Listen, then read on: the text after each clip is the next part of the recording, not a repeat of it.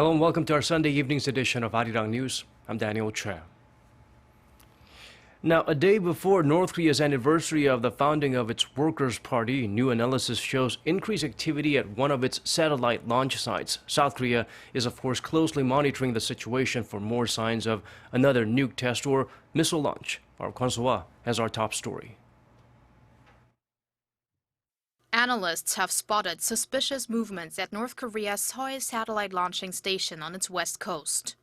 According to U.S.-based North Korea monitoring group 38 North, satellite images taken on October 1st show activity at the launch pad and rocket engine test area, with vehicles moving near the fuel and oxidizer buildings.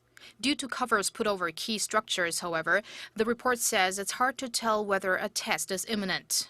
In recent days, activity has been detected at other sites in the north too, the Dongchangni rocket launch site in the country's northwest, as well as possible preparations for another nuclear test at the Punggye-ri test site. The presidential office of Cheongwade has called it an emergency situation and sees North Korea's nuclear threat as the biggest national challenge, according to an official at the nation's top office. The official told Seoul-based Yonhap news agency Sunday that a provocation by North Korea could come at any time. President Park Geun-hye, the official said, has been watching for any signs at the North's nuclear and missile sites over the weekend and is being briefed on the international community's reactions to North Korea-related issues.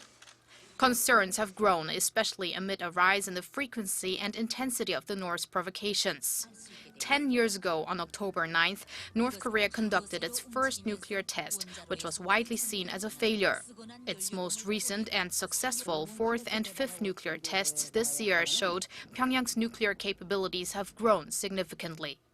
Kwon So-ah, Arirang News.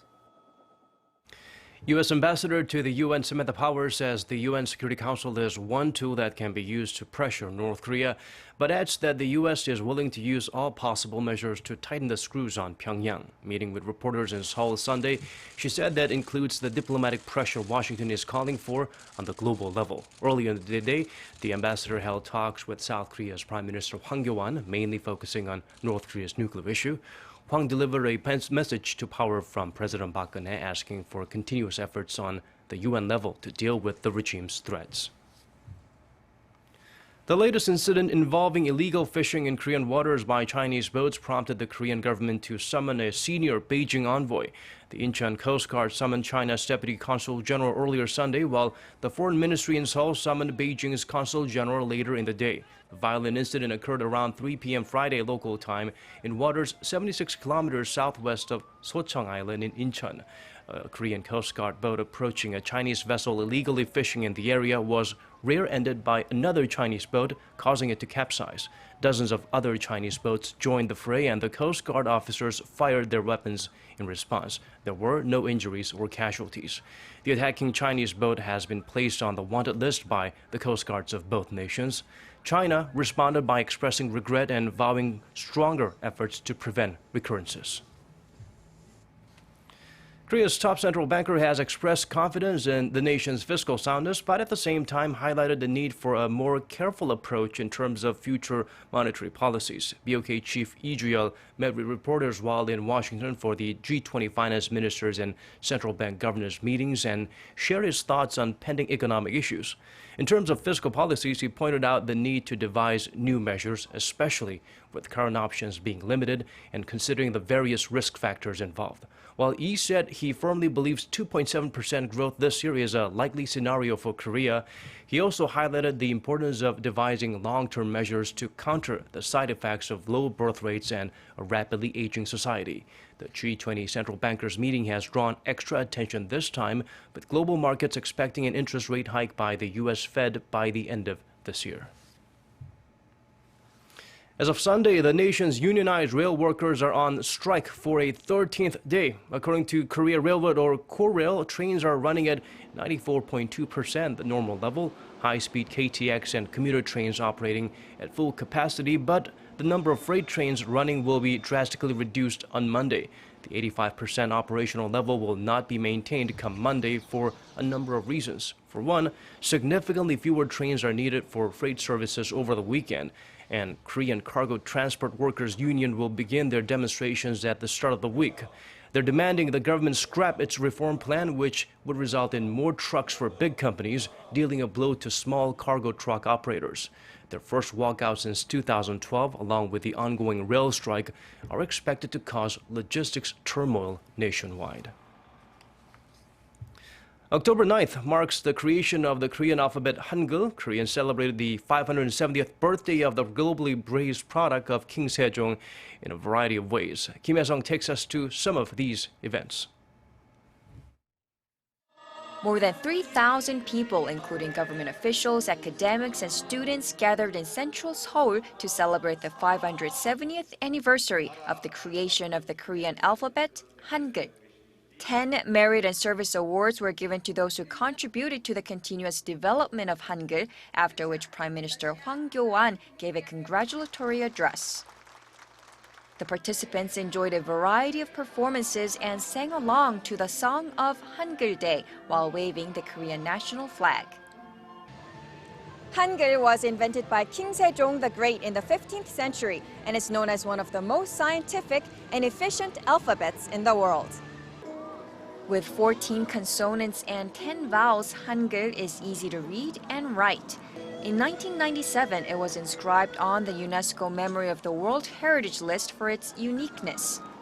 And some tried it for themselves the traditional way, using a brush, ink, and paper to write Korean poems under the theme, Light the World with Hangul.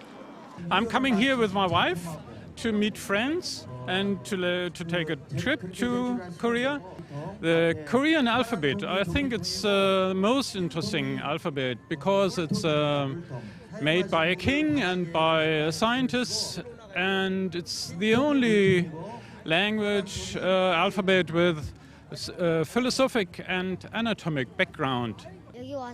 I've studied calligraphy for 9 months now.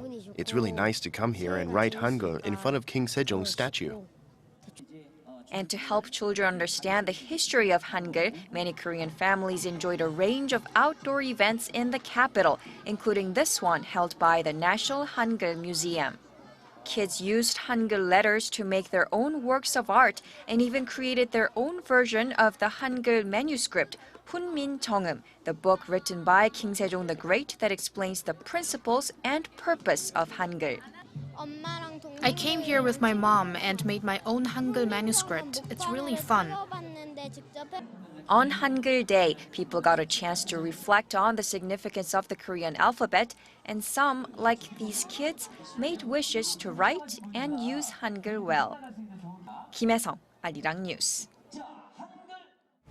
Turning to other parts of our world, the U.S. presidential candidates Hillary Clinton and Donald Trump will face off in their second televised debate Sunday night in St. Louis, Missouri.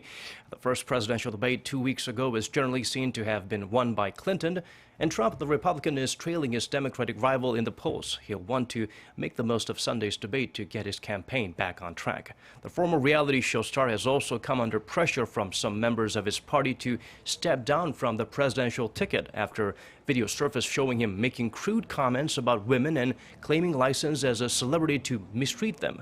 Trump apologized for these remarks, but has repeatedly ruled out the idea of quitting the race, saying he's in it to the end 100% and won't let down his supporters. This year, global revenue from mobile apps is expected to surpass $44.8 billion.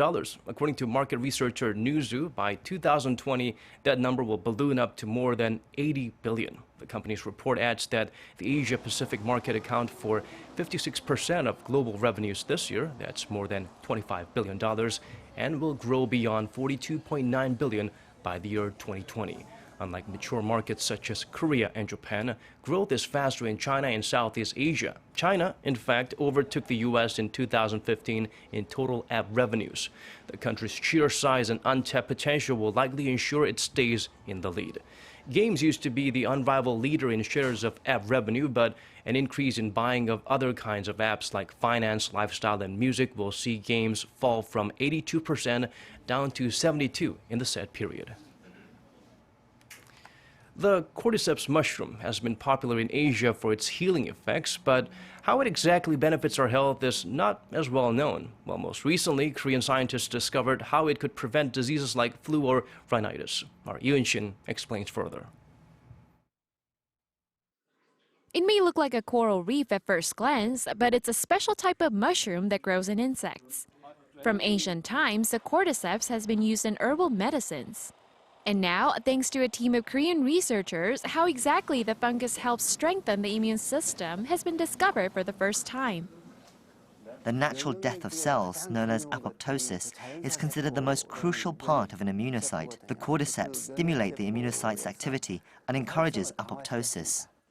The research team divided flu virus-infected mice into two groups and provided one group with the cordyceps extract and the other with just plain water. After 13 days, the entire group that drank the extract survived, while more than half of the group that drank only water didn't. The researchers discovered that cordycepin, an antibiotic substance found in the cordyceps mushrooms, kills off virus-infected cells. On top of that, the amount of natural killer cells increased by over 4 times when the cordyceps extract was consumed. And human clinical trials with the mushroom produced similar results.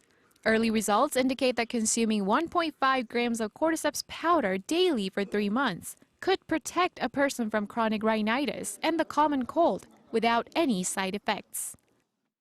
We are planning to do additional research to find out more about the substance in the cordyceps that is medicinal, and will try to intensify it.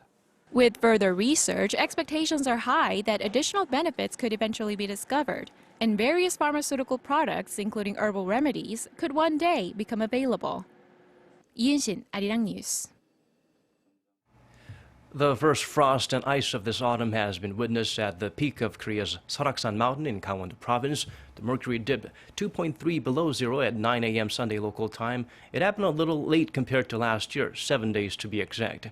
Looking at the temperatures, Seoul starts at 7 degrees Celsius, Busan 13, Jeju 15. It gets a little warmer later in the day, 19 in the capital, 21 in the port city, and the southernmost island as well. And now let's check out the weather conditions in other parts of our world.